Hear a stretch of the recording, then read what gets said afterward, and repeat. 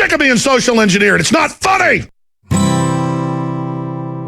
I'm white, and I've got everything I need. No one clutches their purses when they're in a room alone with me.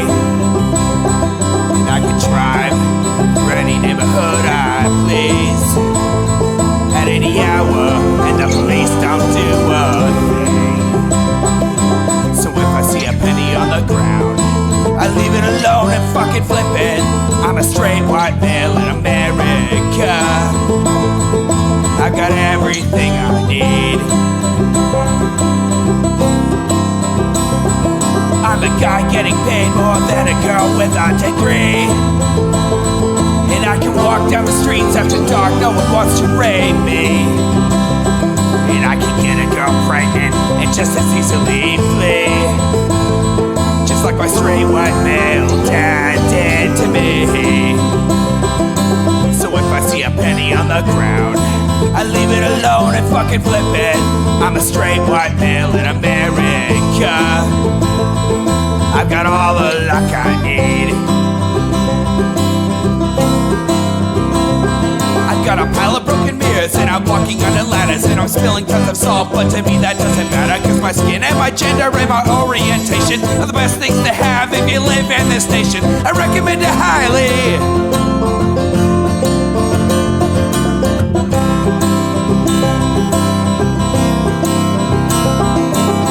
If I see a penny on the ground, I leave it alone and fucking flip it. I'm a straight white male in America. I've got all the luck I need. Shit's gonna work out for me, cause I'm a straight white male in America.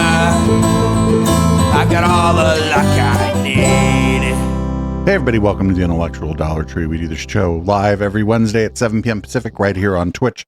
That's twitch.tv/Echoplex Media. This is a viewer, listener supported programming. So head on over to echoplexmedia.com, click the support link at the top of the page, and you can find ways to support this project. I'm producer Dave. You can find me on Grindr, and I'm doing this myself tonight. Homo Alono. So I was looking for maybe somebody we hadn't covered in a while, and I found this. This is Dr. Robert Malone, who falsely claims to have invented mRNA vaccines. Now, apparently, he's an expert on psychological warfare and psyops. So this ought to be real interesting. This is he's done an interview with the Epoch Times or the Epoch Times. So, you know, Falun Gong, you know, whatever. Just hanging out with cults. Everything's fine. Nothing to see here. The battleground is your mind. This kind of tech is being deployed against you by multiple actors simultaneously, all seeking to shape how you think, feel, believe. In this episode, I sit down with scientist and physician Dr. Robert Malone to discuss his latest book, Psywar, co-authored with his wife, Dr. Jill. What the fuck? We used to have salons. We used to read books. What do people, when he says a salon, he doesn't mean like a hair place, right? He means like the idea, the salon.com was based off of like the people would just hang out and have like a conversation, like at some place over a cup of tea, or maybe they'd do some fucking GHB or whatever it is they were doing. Each other. And now we just kind of sit by the sidelines and shoot spitballs. What methods are powerful forces using to propagandize and shape behavior? And what effect is this having on society? Everybody agrees that we've become more and more splintered and fragmented, and that's not a good thing. And it mostly benefits our adversaries. This is American Thought Leaders, and I'm Yanya Kellick.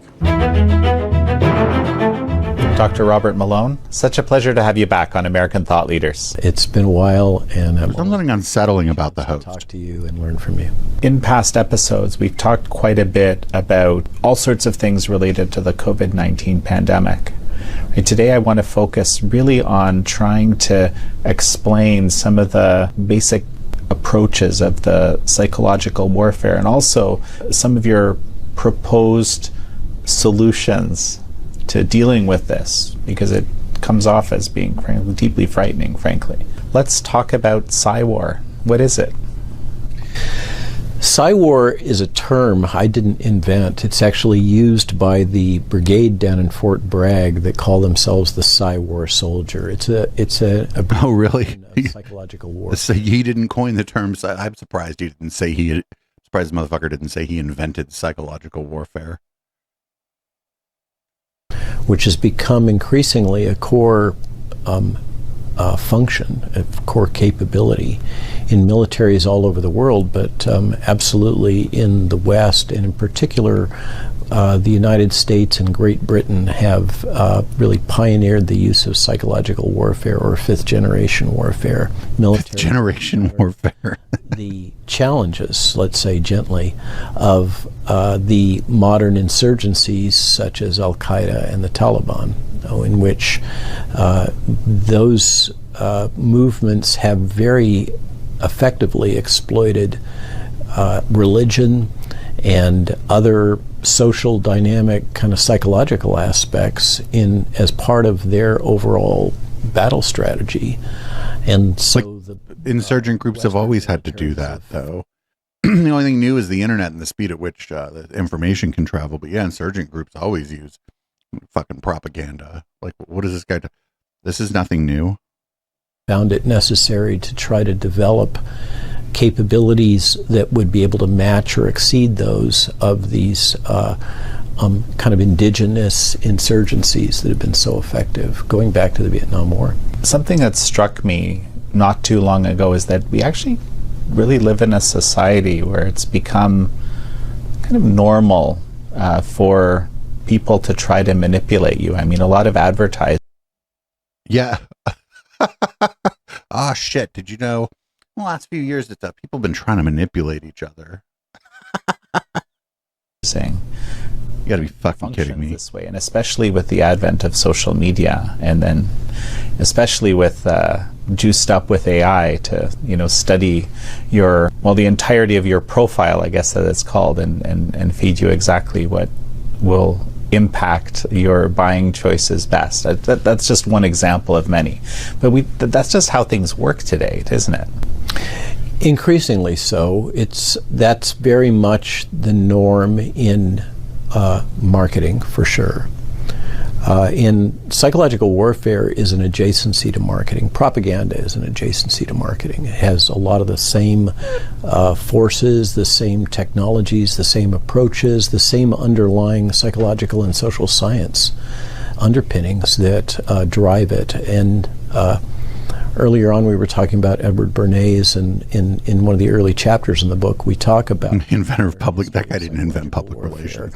He may have invented, he may have called it that, but that guy didn't invent public relations. He may have coined the term or popularized the term. Derived from the academic and practical discipline of marketing and propaganda, and we all recognize that in marketing. For instance, the use of sex to sell us foods or hamburgers. Or the use of sex to sell us food. Shut the fuck up. At some level, a large fraction of society is beginning to really become increasingly uncomfortable with that. And yet it is incredibly powerful. The thing about this whole suite of technologies is that they're grounded in modern psychology, really advanced psychological understanding. Is it the idea that sex sells is advanced psychology? This guy's an idiot. Of the nature of the mind and how we form a structure of reality and how we process information. And a lot of these technologies and strategies are designed to access our subconscious rather than our conscious mind. And I think that's a problem. Well, it's interesting because it kind of, I think, crept up on us. I realized myself that I never thought about it, right? You just kind of assume that you're just swimming in it. Yeah, you're just it's the way things are. That's right. That's right. And I didn't think about the moral valence of it. Yeah. Right. And that is, nor did I. The truth is, nor did I, until until I encountered this seminal event where our initial book on how to just prepare and protect yourself from the novel coronavirus was deplatformed by Amazon. Essentially, we could no longer publish it or circulate it. And we'd worked really hard to get it out in the beginning of 2020, and we just did it mostly as a community service based on our knowledge of biodefense and proper public health measures. And to have it deplatformed and then asking again and again and again, why have you done this to us? Why have you taken off our work, our mental contribution? And then finally getting the answer because it violated community standards. And then reviewing what the community standards were, finding out that there was nothing that related to anything in the book. It was just a euphemism. And now, of course, we're used to this euphemism of violation of community standards. That's become a widespread justification for all kinds of censorship and Facebook and everything else. Well, yeah, you don't like these are was a shock for me. this stuff all exists on somebody else's fucking data center. When I realized that with what was deployed during the COVID crisis, He wasn't even an mRNA to a pioneer. whole new era and phase of the use of methods to manipulate human opinion. During like the height of COVID, we were covering this guy in like as part of our coverage of Brett and Heather, and chat was like looking and trying to find out where the claim that this guy invented mRNA vaccine technology came from. We were unable to like find like the initial source of it other than him claiming it. Exceeded anything that I'd been aware of in the past. It was so overt that for many of us, it was something that couldn't be overlooked. Robert, we're going to take a quick break right now, and we'll be right back. And we're back with Dr. Robert Malone. That was a really quick break. Did you guys see how quick that break was? Fuck, man. This guy pisses really quick. Co-author of Psywar. So tell me more about these different sorts of tactics that are used in this Psywar, psychological warfare.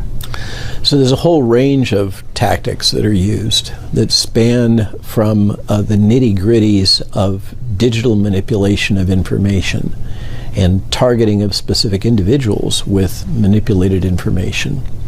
And that includes... Ooh, that's some fucking gangstalking shit. Active withholding of information or alternative points of view, as well as promotion of other information or points of view that might be a lot more aligned with the interests of whoever's doing the information management.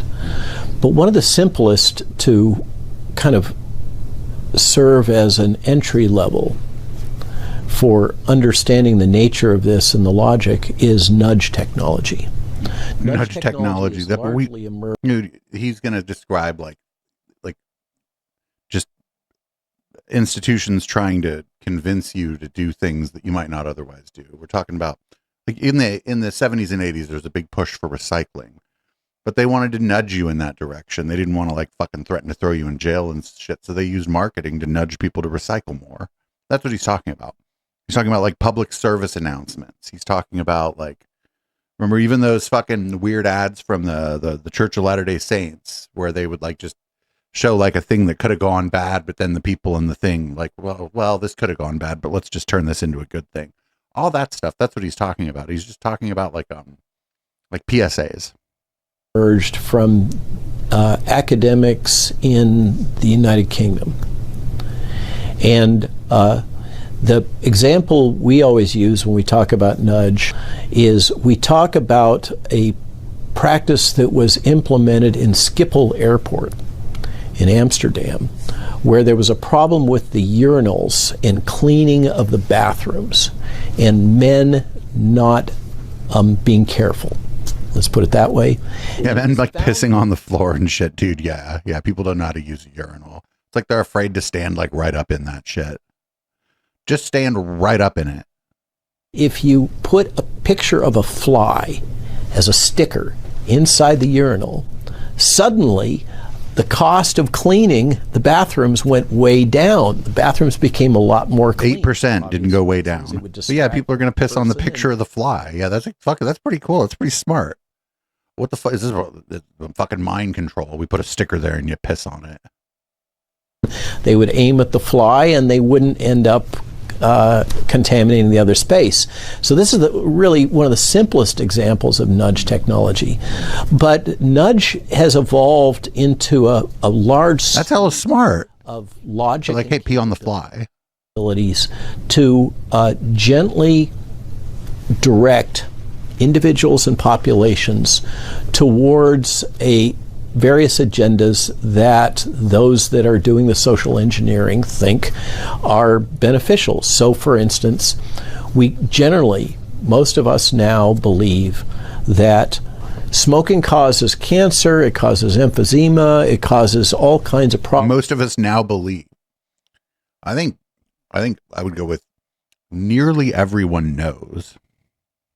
Direct smoking and secondary smoke, so we can all agree it's a time to get rid of smoking. So what are we going to do for the people that are still smoking even after all of the information has been shared?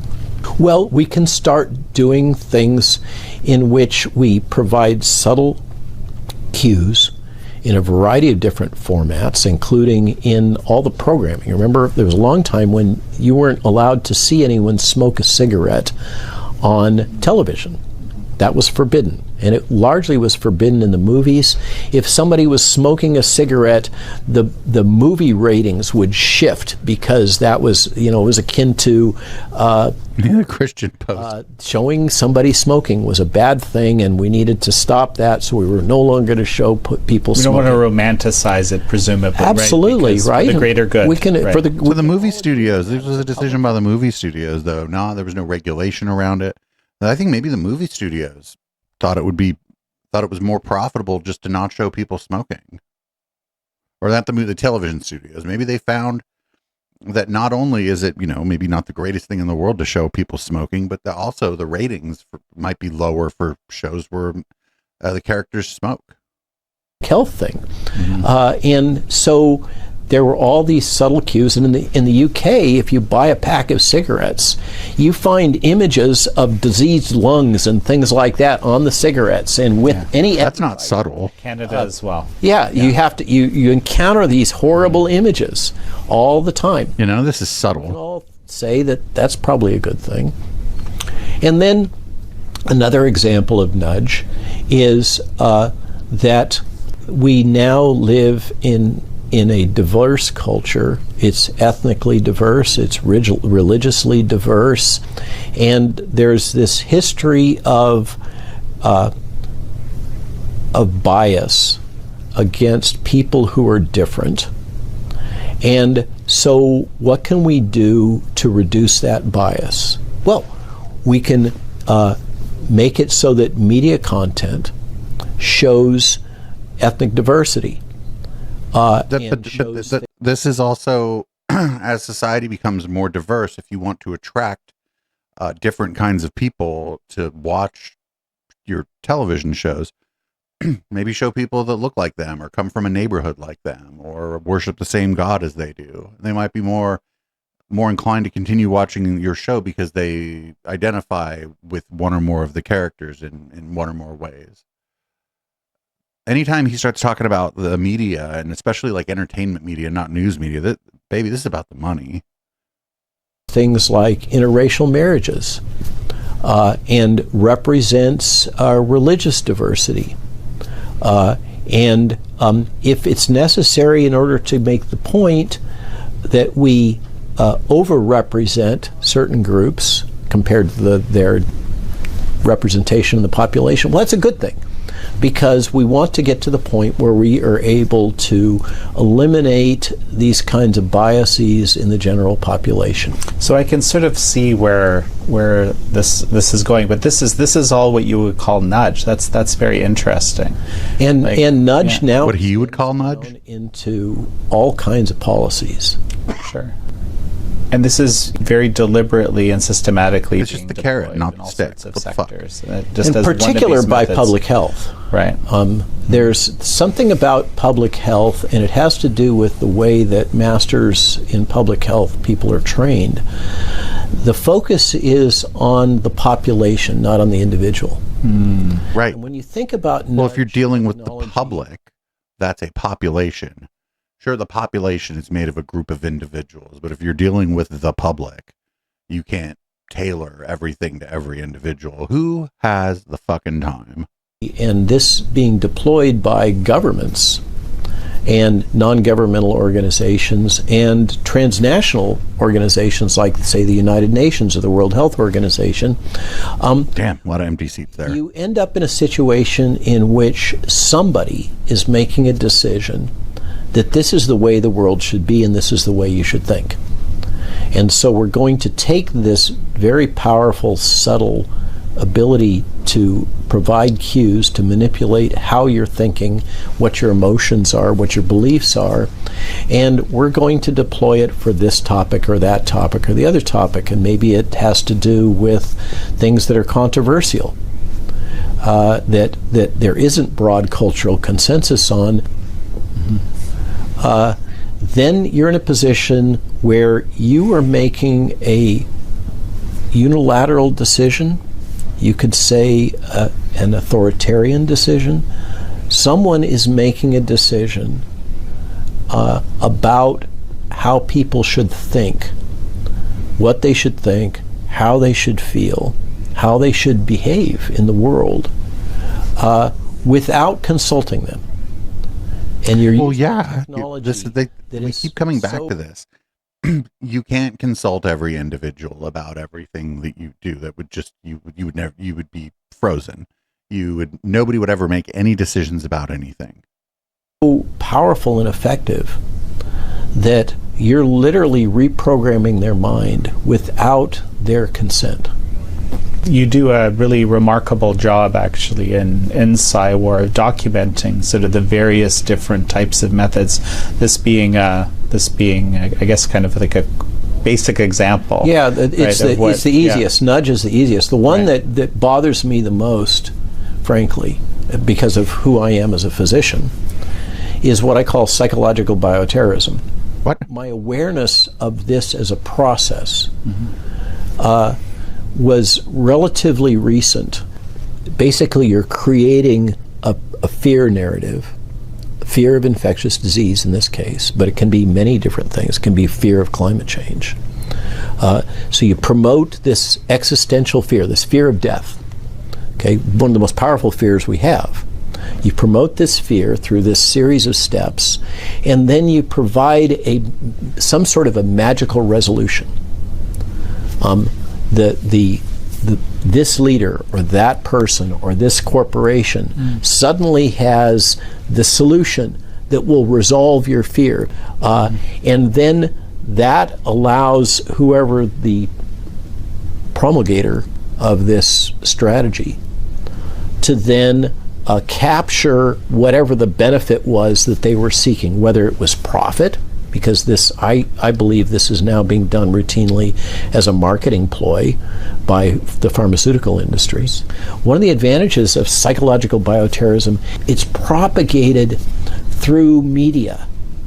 It's propagated through the internet in a global fashion, in a harmonized way, with almost no cost.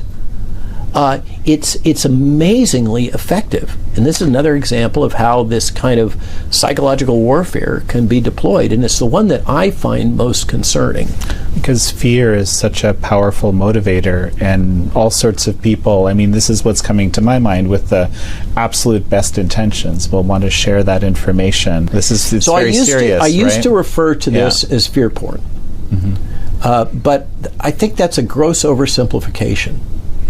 The logic behind the term fear porn, like we have food porn or other things that people love to see certain types of imaging and certain types of messaging, and they'll obsess over it. They'll seek these things out, and certainly fear is a great stimulus. We can see this. We're about to come up to Halloween, and people love. This is older than I thought.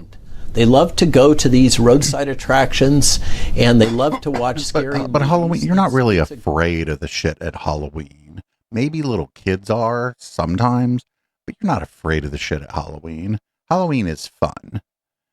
I have not. I don't. Nothing. Halloween ain't scary, friend. I don't know what the fuck you're talking about. Great dopamine hit. Fear is really effective. But this is far more powerful and more insidious. This is considered to be standard spycraft. For me, as somebody who considered himself an expert in biodefense and an active participant in the what we would now call the biodefense industrial complex, this is part of what I did for a living since I left academia, to learn that I was just a cog in a wheel that was That would be a cog in a machine. Approach to advance other interests and purposes. And of course, this has a socket with another one of the things that I talk about, which is disaster cronyism. So to give a recent example, get the fuck out. You're just fucking stealing from Naomi Klein. There was the promoted narrative about lately it's Marburg, but it was about the second round of monkeypox. Remember, we had the Canary Islands monkeypox outbreak that the WHO considered to be a global emergency and turned out to pretty much be a nothing burger. And then we had another round of that being promoted more recently. And if you tracked the news pieces that were coming out when that narrative was being promoted by the World Health Organization and others, and it became a narrative, a common narrative in CNN and most of the mainstream corporate media outlets, you could also track that narrative in the literature about the stock market and about investing. And you had multiple articles being run simultaneously about who you should invest in, this company or that. They gave the ticker numbers and what their technology was and how it related to the potential threat of monkeypox and what the potential upside was. And this has this direct socket connection with something that I've long railed against, which is this pump and dump strategy that occurs in my industry all the time, in which naive investors are manipulated to make investments in emerging technologies that are not yet mature. We can all see it with the that's just speculation. Like, that's how investment works. Some people might be naive, but some people doing that know exactly what they're doing. They're hoping for a high risk situation with a potential big payout, sort of like how venture capital is supposed to work. About cancer treatments. And some new biotech will come up with what they assert to be a breakthrough cancer treatment. It has great potential. It could cure cancer. And we're all afraid of cancer.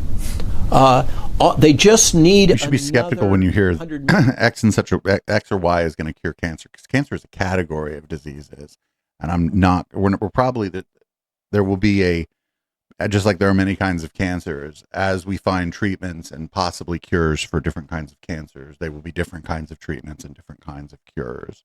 It won't just be one thing. Million or 500 million or fill in the blank to finally prove this technology.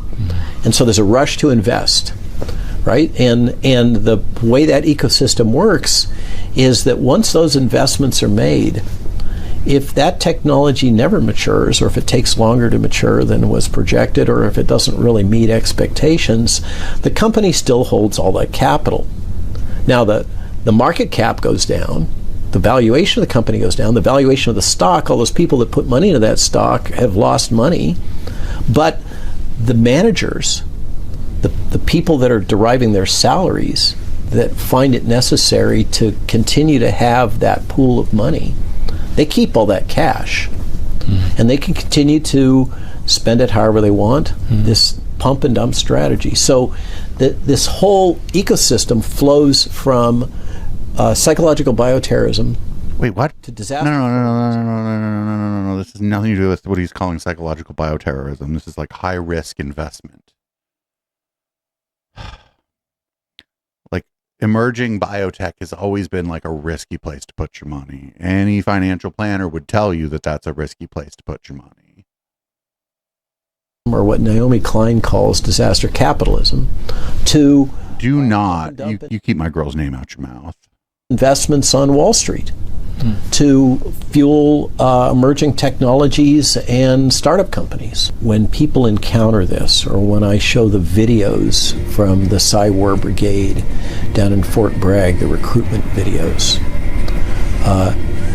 people come away dumbfounded and shocked and frightened. I think most people have a sense that there's a cloud of this around them, but it's very jarring to be forced into recognizing that it's happening. Well, we have a lot to figure out as Canadians, as Americans, members of these free societies.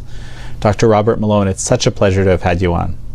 Thanks for having me, and for sharing. So because this was short, I picked something to go along with it here. And it's not immediately going to be clear, I don't think, why I picked this to go along with it, but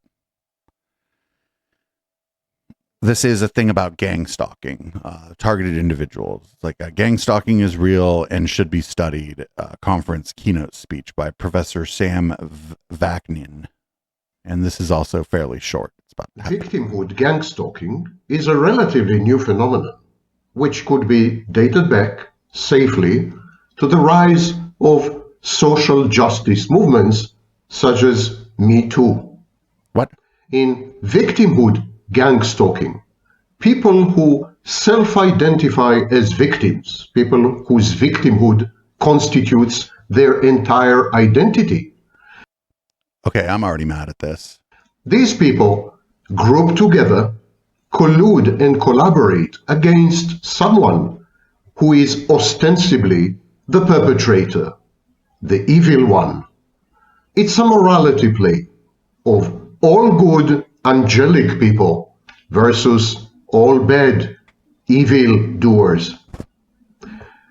Victimhood gang stalking is a private case of a much larger phenomenon known as gang stalking, and it is a topic of today's video presentation to you, my... So if a powerful person abuses a bunch of people and they get together, talk about it, and expose this, that's actually stalking. That's a gang stalking, actually. It's electronic gang stalking.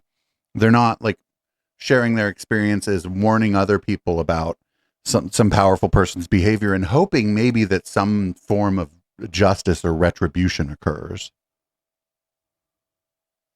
My dear colleagues. So, honorable colleagues, I am honored to serve as the keynote speaker in the 6th Global Conference on Addiction Medicine, Behavioral Health, and Psychiatry. Allow me to present myself. I'm a professor of clinical psychology in CIAPS, Commonwealth Institute for Advanced Professional Studies, in Cambridge and Birmingham, United Kingdom, Ontario, Canada, and Lagos, Nigeria. I'm also a visiting professor of psychology in Southeast European University and formerly a visiting professor for 5 years in Southern Federal University in Rostov-on-Don, Russia. This out of the way, let us discuss the topic of today's video presentation. I want to deal with a much mischaracterized and neglected psychosocial phenomenon known as gang stalking. Gang stalking is described in the literature overwhelmingly as a kind of delusional disorder. Yeah, it's like I met somebody like I was on a train platform, and because I took when I had my business, my last business, I would oftentimes leave. I'd take the fucking last train home because I was working late. And I'd see the same people on the platform taking that last train, last light rail back. And one of the times, this person that I'd seen a bunch of times started accusing me of stalking them. And it turned out that they believed that I was like using electronic devices and whatnot to to harass them. And it was gang stalking. They believed this about me just because I happened to be on the fucking train every day at the same time, or approximately the same time. It is sometimes conflated, as I said, with social justice activism, with victimhood and woke movements such as Me Too, when gangs of activists and alleged victims, alleged self-imputed victims, target individuals cast as evil. Does he mean like Harvey Weinstein? Does he think Harvey Weinstein was gang stalked? Perpetrators. Alternatively, gang stalking has been attributed to deep state structures and featured in other equally inane conspiracy theories such as QAnon. And this expansive redefinition of gang stalking has given it a bad name, a bad rep. And this reputation caused academics to shy away from it, to not study it. And so people who claim to be gang stalked are automatically cast as delusional, paranoid, psychotic, grandiose or narcissistic, and worse. There has been no in-depth study of the veracity of these claims, the claims of the victims of gang stalking, because its very existence has been widely and invariably discredited and poo-pooed. However, these are the facts. Occasionally, gang stalking is real. It does occur. I will describe in this video presentation 10 environments, 10 settings, 10 sets of circumstances that give rise to the orchestrated activity colloquially known as gang stalking. 10 types of gang stalking. What the fuck? Discrediting all gang stalking claims as delusional or paranoid is wrong. Indeed, in most cases, people who claim that they are being gang stalked are or suffer from mental health issues. But on some occasions, it is still a real phenomenon. Well, yeah, there are people who have upset like organizations, groups of powerful people.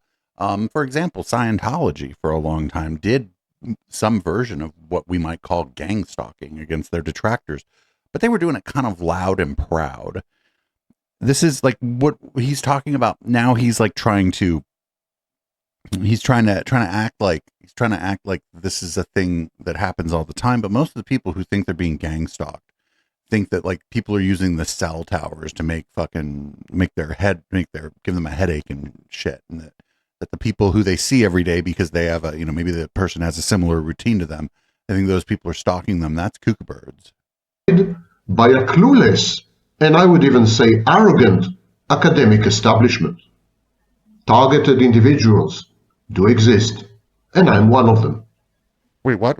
The dynamics. Oh, this is going to get good. Yeah. I told you this is a perfect companion to the Robert Malone thing. I think Robert Malone thinks that he's a targeted individual.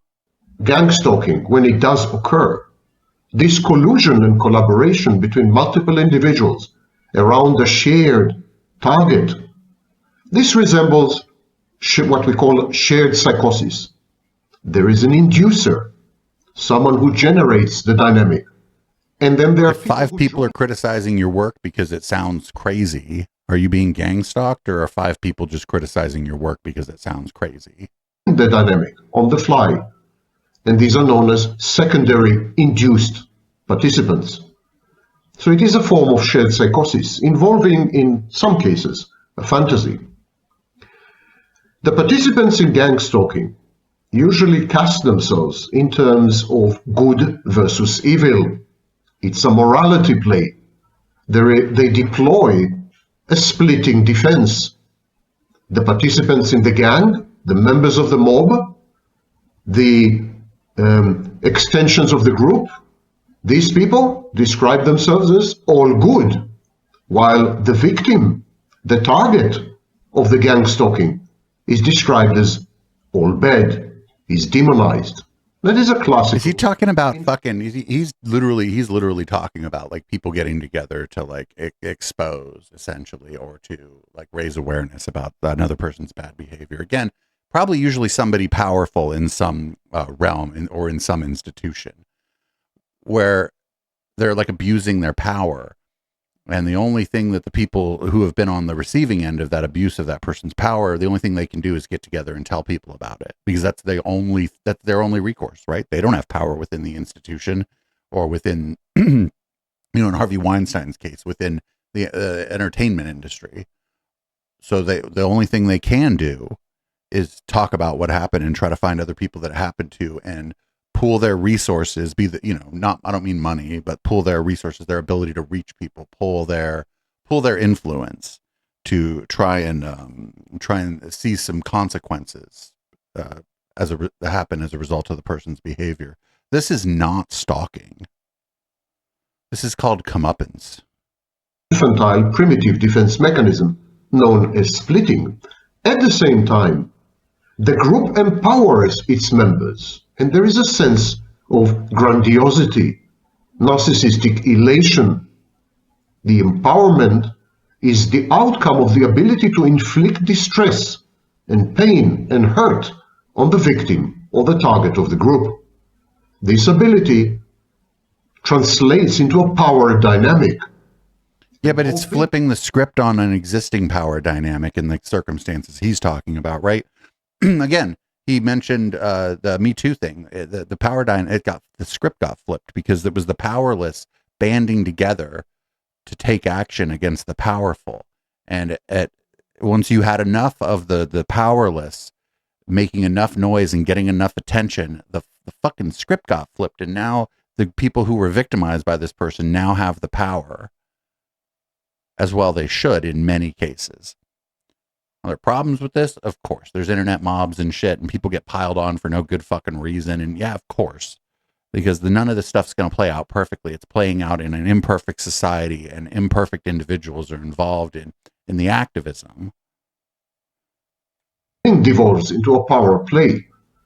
And this capacity to exercise power enhances the sense of omnipotence.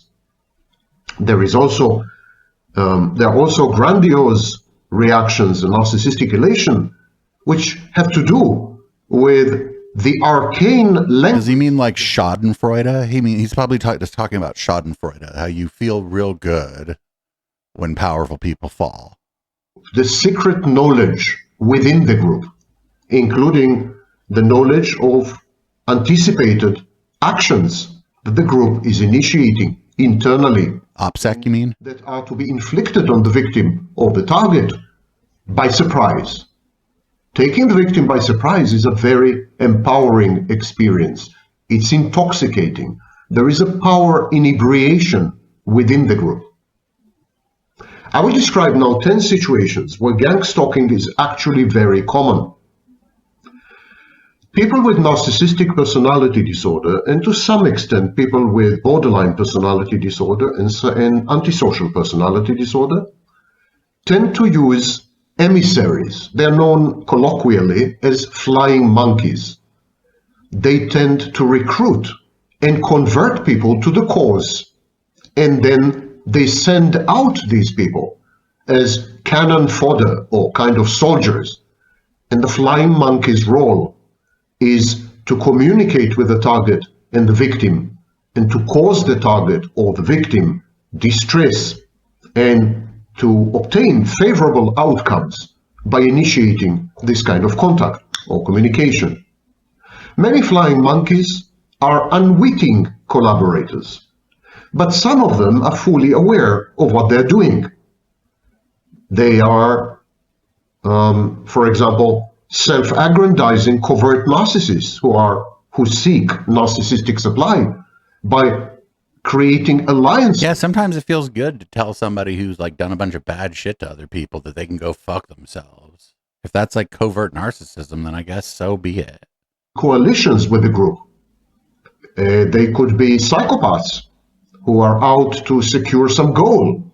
They could be simply people who enjoy drama and they're thrill seekers or risk takers, a bit psychopathic.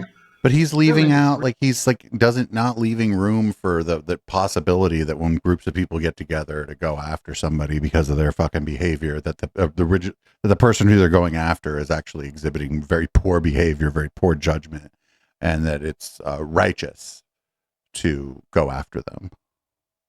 Because those things do happen. Internet mobs don't tend to, I wouldn't even say they play out that way over half the time, probably less than that, but there's definitely been some swift internet justice like unleashed on people.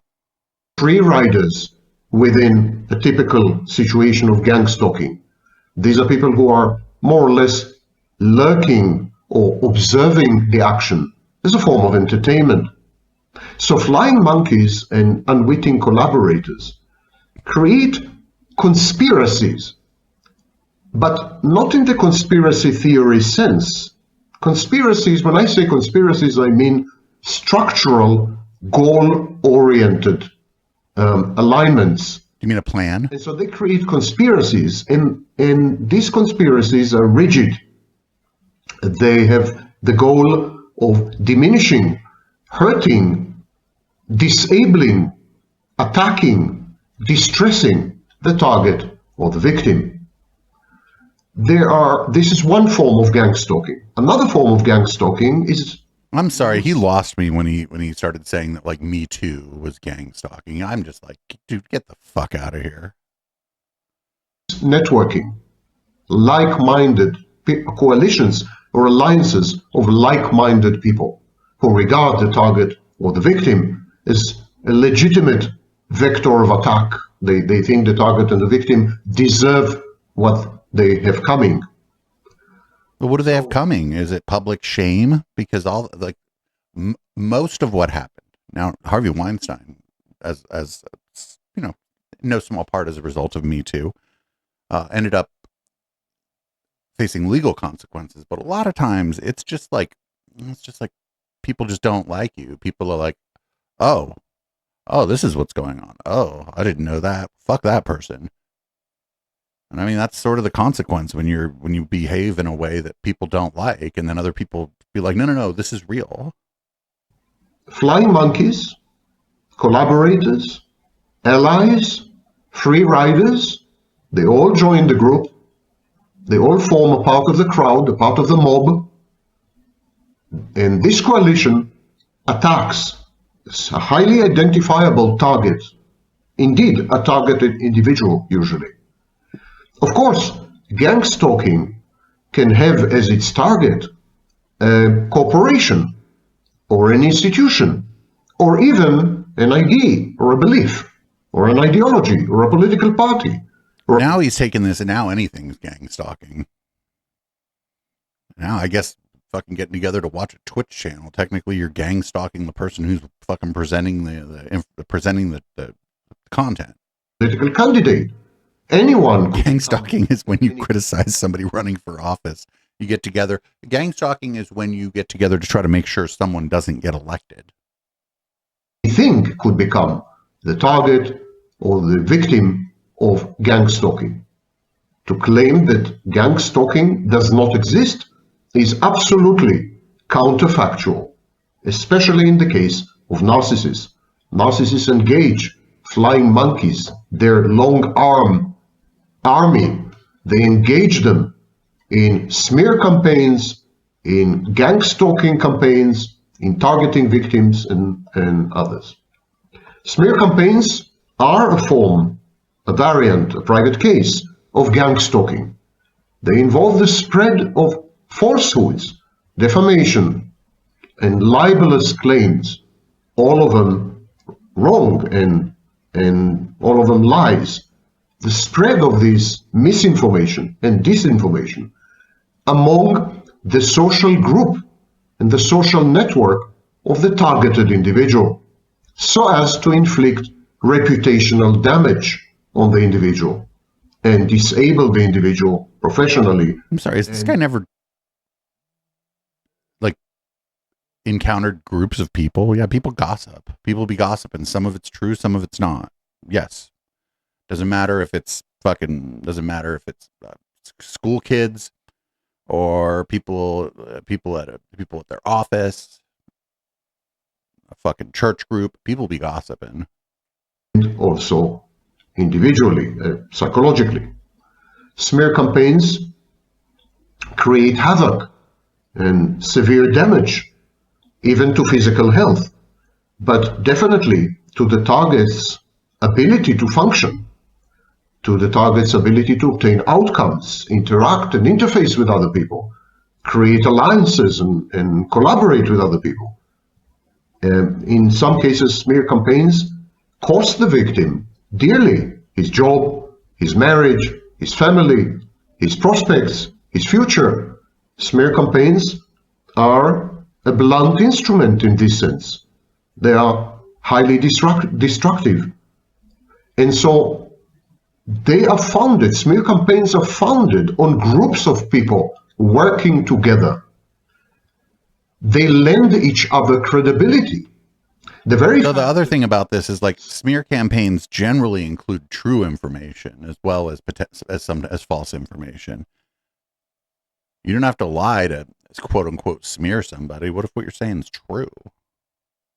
Several or multiple people are involved, spreading the same claim, the same falsehood, the same lie, lends the lie or the statements credibility. It's like if so many people are saying the same thing, it must be true. There is no smoke without fire, and so on. So gangstalking in this setting is about establishing the credibility of now gangstalking is just three people getting together being like, fuck that person. False claims that are used to attack the victim or the target. We come across gangstalking in a formalized, structured way in cults. Cults define an in-group versus an out-group. The out-group are the enemy. The out-group are out to get the members of the in-group. And so the cults... Yeah, but you were describing... I'm sorry. Does anybody see the problem? He's now describing himself as being part of a cult. If he says he's been gang-stalked, well, the outsiders are out to get you, and they're gang-stalking you. Now, he's going to try to say that the cult gang-stalks the people outside of the cult. But the thing about a cult is there's going to be a lot less of the in-group than the out-group. So they can't just gang-stalk everybody outside of the cult. Highly defensive. And cults engage in othering in the bad sense, othering of potential enemies. Cults are very hyper-vigilant and very often paranoid. So the cohesion of the cult depends crucially on the existence and the targeting of an external enemy. And because all the cult members participate in this activity, but they don't all do it. By definition, like Scientology, for example. Yeah, they don't do it as much anymore, right? They don't have the human capital, I don't think, to harass people as much anymore. And I think fewer and fewer PIs and like photographers, etc., are willing to work with them.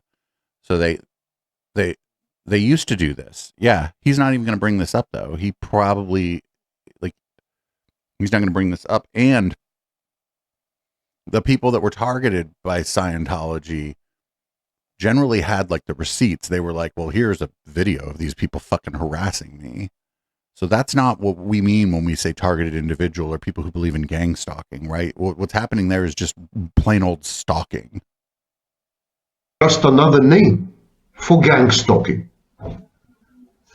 No, it's just Next stalking. Are the mentally ill.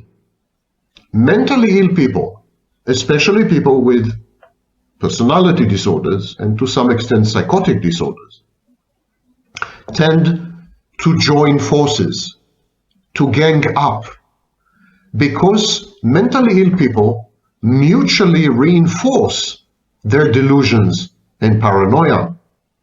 The members, I'm starting to get the feeling this guy's a little deluded and paranoid. Founded by mentally ill people are usually mentally ill as well, and they lend each other credibility. They affirm each other's delusions and fantasies. Now this and guy's like paranoid diagnosing just ideation. huge swaths of So people the with very mental membership illness. in the group lends the mentally ill people the delusion or the illusion that his or her mental illness is not affecting their ability to perceive reality. Mentally ill people in gangs or in groups generate a group reality testing. It's as if the members of the group, by virtue of colluding, by virtue of coalescing around a single target and around a single idea, for example, revenge or justice or morality, by doing this. Well, revenge and justice are fucking, it depends on who you ask, right? Is this revenge or is this justice? Well, it just depends on who you ask. By centering themselves around this core identity of the group, they generate an emergent type of reality testing.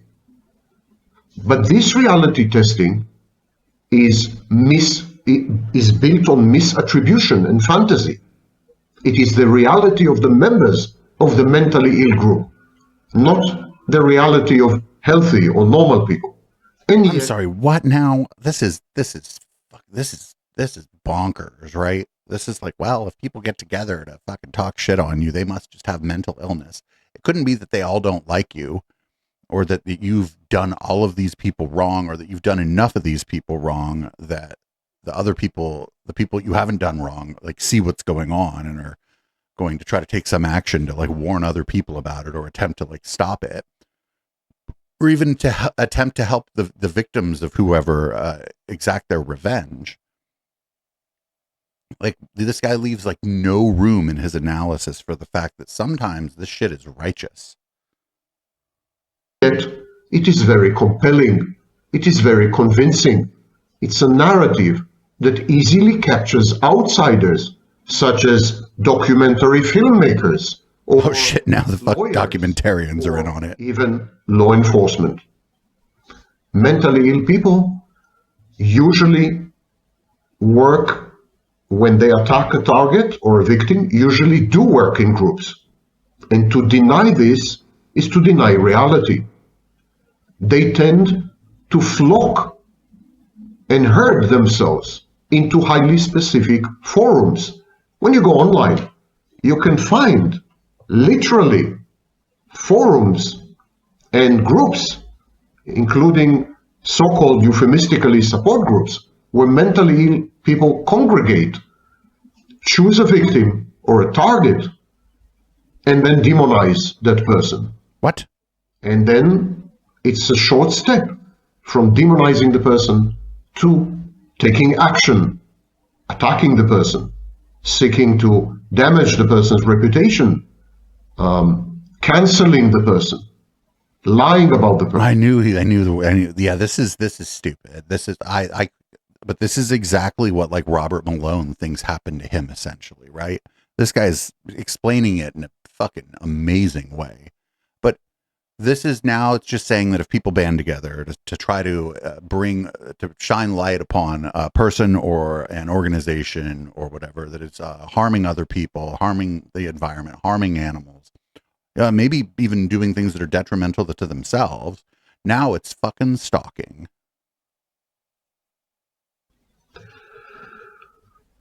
One form of gangstalking involves vindictiveness, revenge, holding grudges.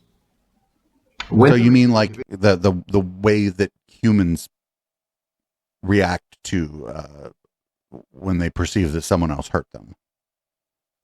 Individual who has had tumultuous or problematic relationships with multiple others, these other people have the incentive to come together.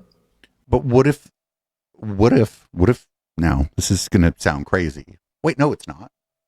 What if you go around like hurting other people, and then those people, because maybe they run in the same social circles as you or whatever, because you had to find the people to hurt somewhere, they all kind of meet each other, and then they share their experiences about running into you, and they're like, oh shit, they did something similar to me. Fucking stalking, and you're all fucking mental. It couldn't be, again, that these people are victims, or maybe, or these people have like gone through something that you, or that the guy that the person that this guy would call the victim. I would generally call, I would say the perpetrator. They've gone through the same thing, and they're like, well, fuck that guy. Let's get him. Maybe, vengeance isn't like one of the better angels of our nature, but fucking it's part of who we are. Humans are vengeful. Animals are vengeful. In order to seek revenge. And so we do have revenge gangs or revenge mobs or vindictive crowds, online and offline. And they seek to target an individual. Yeah, somebody in the chat is like, oh, like that Ex-Wives Club movie. Yeah, that was Gangstalking. Goldie Hawn, fucking gang stalker. Perceive has wronged all of them in the past. Yes. So these people have a common denominator. They all claim to have been damaged or afflicted by the same individual. And then they seek revenge. Yes. The problem is that vindictiveness falsifies reality. So the reality testing is impaired on the one hand. And on the other hand, vindictiveness gives rise and is highly correlated with antisocial and even criminal behaviors, such as harassment, such as stalking, such as hacking or cracking computers. But not all people who get together to try to get some kind of justice or even enact some kind of revenge against people who've hurt them. Not all. You don't have to do anything illegal. You don't have to fucking hack their shit. You don't have to do anything like that. You don't have to do anything violent. You can get your revenge against somebody. You can get your revenge against somebody in perfectly legal and ethical ways. And of course, such as lying to the police and other authorities. Vindictive groups will stop at nothing until they have punished the target or the victim, and their punishment is total. So they seek the victim's death or the victim's incarceration for life. They would stop, and they would stop at nothing. There are no moral constraints or behavioral inhibitions among members of vindictive groups. And of course, as you can see, this is a form of gang stalking. So fuck around and find out is gang stalking. Next is the mobs, the tyranny of ideology, the dictatorship of ideas and values and beliefs. We see it often, for example, in religious settings. So mobs, crowds, cancel culture is an example of gang stalking. Wait, what? It is so cancel culture. Sometimes it's just comeuppance. Sometimes you've mistreated. Like if you're a well-known individual, it would behoove you to treat other people well. Because if you don't, it's going to come out that you're treating other people like shit. I wonder what this guy thinks about Diddy. I wonder what this guy thinks about Epstein. Are they victims of gang stalking? Is when thousands and sometimes millions of individuals collude and collaborate with the aim of deleting the... Millions of people are not colluding and collaborating. Their interests may be aligned, and there may be people within that group that are just in there to pile on, but they're not all in a fucking conspiracy. This guy's never tried to manage a small group of people. Of a specific celebrity or public intellectual. Ooh, oh yeah, this guy's probably a big fan of the IDW. Is gang stalking. It is not a conspiracy, but it is a loose network type of gang stalking. You remember that I proposed that there are two types of gang stalking, the structural conspiracy type and the loose network type. So this is an example of a loose network. Now I guess anytime a large group of people decides they don't like somebody and they're going to fucking start telling you why. Like is a group, like if I put out a book and it sucks, and if I put out a book, my first one will probably suck. If I put out a book and it sucks and all the fucking book reviewers pan my book, am I being gang stalked? Because I think my book sucks? It's not a cult. It's a hive mind. It's not a rigid secret society, so to speak. So these mobs coalesce on the fly, they join together, they attack a specific individual or target, and when mission is accomplished, they disintegrate. These are ad hoc. This is a form of ad hoc. This is not okay. This is not how like groups of people on the internet don't just immediately stop communicating with each other once they've fucking canceled, I don't know, Sam Harris or whatever. Those networks, some of those people never fucking interact or do anything, engage in any sort of collective action together again. But then some of the people in those groups like form like real friendships in real life, and then continue their work and whatever kind of activism they're involved in. Actually, Bullying, including at school, usually involve multiple individuals and a single target. Any observation of school bullying would immediately reveal a structure which is highly reminiscent. So this is actually the only example that I would grant him. Actually, the way that if there's a group of kids bullying one kid, I would grant him this, that it probably meets the threshold for gang stalking, especially on the internet, right? Because the bullying doesn't stay at school. Now you're getting bullied on Instagram or TikTok or wherever the fuck kids are.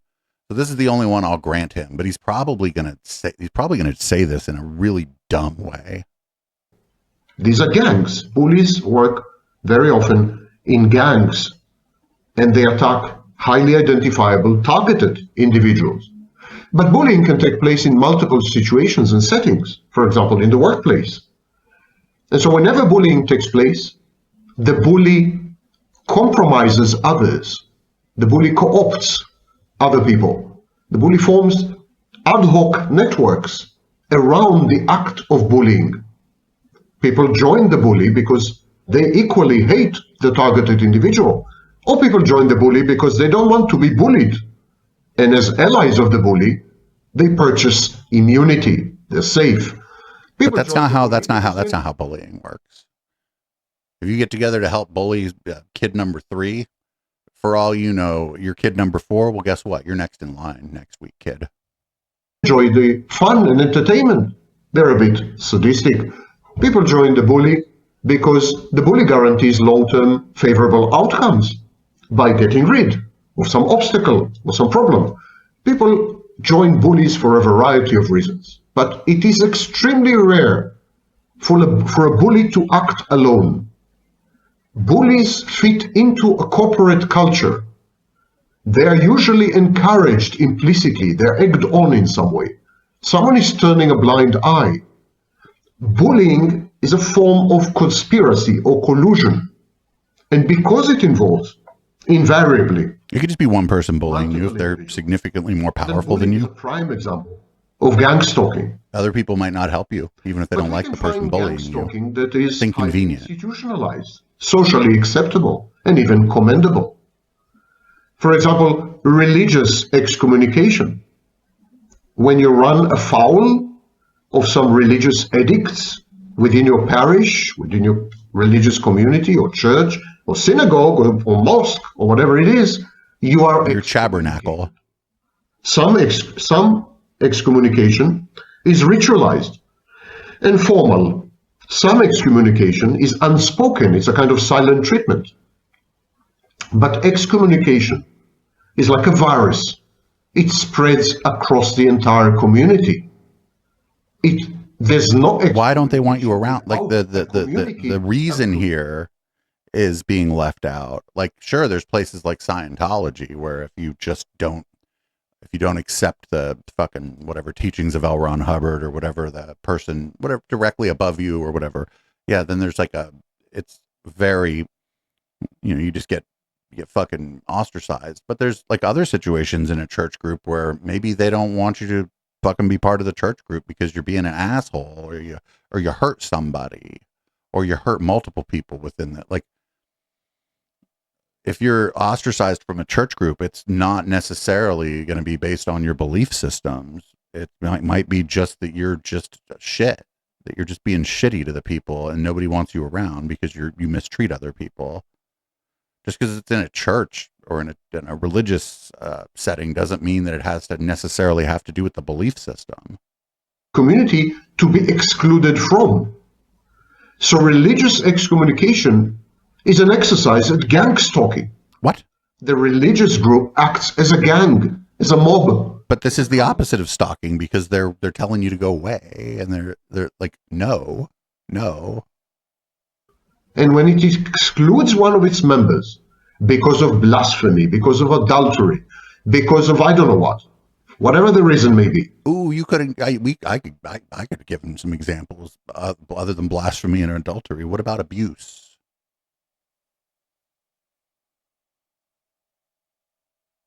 What about just going out in the community and pissing people off? And now the church group doesn't want to associate with you because now you're making the church group look bad via their continued association with you. When it excludes one of the members, it is gang stalking. Similarly, social ostracism. I mentioned cancel culture, but there are many forms of social ostracism. Until the 1950s, for example, people avoided and shunned divorced women. Divorced women were considered outcasts, pariahs. No one would talk to them. No one would communicate with them. But that's not true. No one would transact with them.